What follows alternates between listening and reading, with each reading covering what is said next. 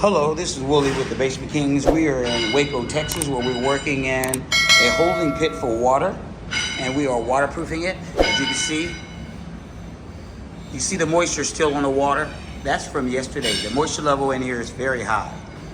Usually it will take a couple hours and the wall would be dry. That was done a couple hours ago and it looks like it was just done.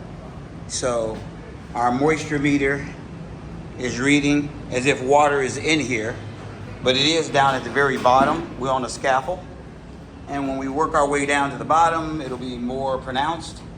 So right now we're working our way down. We start on the holding ports over here. See those caps? They open up and the water comes in, and it's the same on both sides, right below the plank. So what we're going to do is we'll move our area and we'll begin sealing that next. As you can see, we've already blasted the wall, and now we finished power washing it, and next door we start scraping it shortly afterwards with a trowel, and that's where we are. So let's continue and get busy. Hello, thanks for watching. If you like our video, then please subscribe or visit us at thebasementkings.net. Thank you and have an excellent day.